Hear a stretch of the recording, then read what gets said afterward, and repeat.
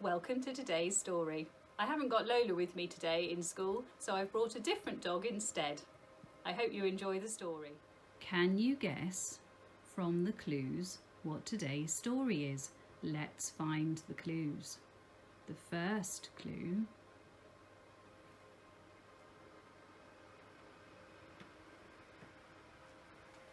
is a cat. What stories do you know that contain a cat? Let's have a look.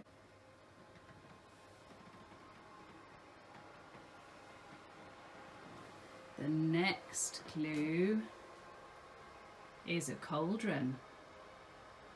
What stories do you know that might have a cauldron in them? And then let's look for the final clue.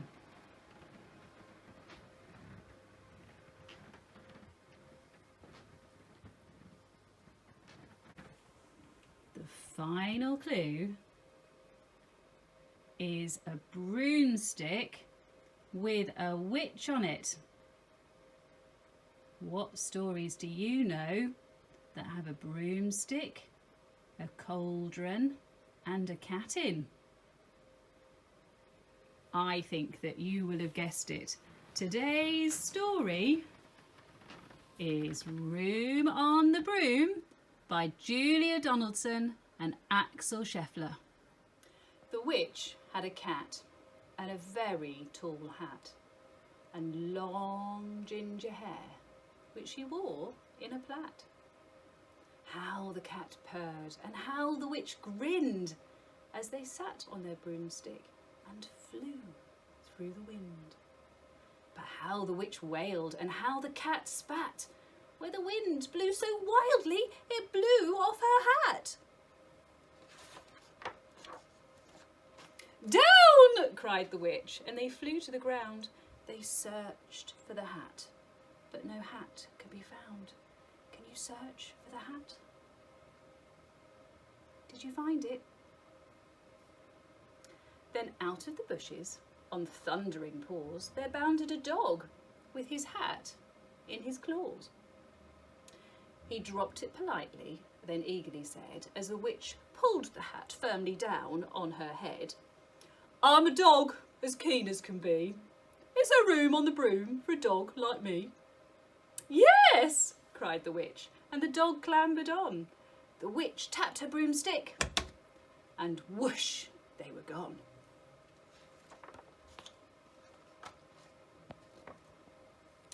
Over the fields and the forests they flew. The dog wagged his tail, and the stormy wind blew. The witch laughed aloud and held on to her hat, but away blew the bow from her long ginger plait.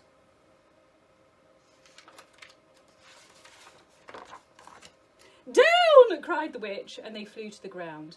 They searched for the bow, but no bow could be found. Let's search for the bow on the ground. Search for the bow up high, and search for the bow down low. Could you find the bow? Then out from a tree, with an ear-splitting shriek, there flapped a green bird with the bow in her beak. She dropped it politely, then bent her head low, then said, as the witch tied her plait in a bow, "I'm a bird, as green as can be. Is there room on the broom for a bird like me?" "Yes!" cried the witch. So the bird fluttered on. The witch tapped the broomstick, and whoosh, they were gone. Oh no, the weather has changed. What's happened to the weather? I think it's starting to rain. Over the reeds and the rivers they flew. The bird shrieked with glee, and the stormy wind blew. They shot through the sky to the back of beyond. The witch clutched onto her bow, but let go of her wand. "Down!" cried the witch, and they flew to the ground. They searched for the wand, but no wand could be found. Shall we search for the wand? Where is that wand? Can we look to the right? And look to the left? Look to the sky? And look to the ground? Can we find the wand? Then all of a sudden, from out of the pond, leapt a dripping wet frog with a dripping wet wand. He dropped it politely, and then with a croak, as the witch dried the wand on the fold of her cloak.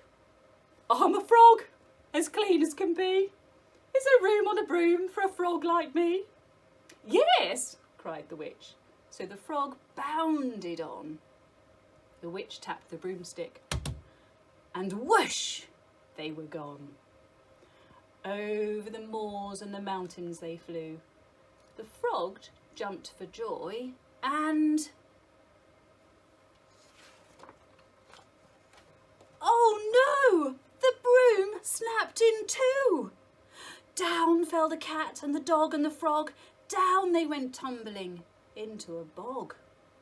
The witch's half broomstick flew into a cloud, and the witch heard a roar that was scary and loud.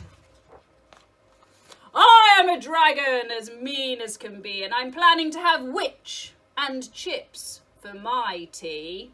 No! Cried the witch, flying higher and higher. The dragon flew after her, breathing out fire. Help! Cried the witch, flying down to the ground. She looked all around, but no help could be found. The dragon flew nearer, and licking his lips, can we all lick our lips? Maybe this once I'll have witch without chips. But just as he planned to begin on his feast, from out of a ditch rose a horrible beast. It was tall, dark and sticky, and feathered and furred. It had 4 frightful heads. It had wings like a bird. And its terrible voice, when it started to speak, was a yowl and a growl and a croak and a shriek. It dripped and it squelched as it strode from the ditch, and it said to the dragon, "Buzz off! That's my witch!" The dragon drew back and he started to shake. "I'm sorry," he spluttered. "I made a mistake. It's nice to have met you, but now I must fly." And he spread out his wings and he was off through the sky. Then down flew the bird, and down jumped the frog. Down climbed the cat, and phew, said the dog. And thank you, oh thank you, the grateful witch cried. Without you, I'd be in the dragon's inside. Then she filled up her cauldron and said with a grin, "Find something, everyone. Throw something in."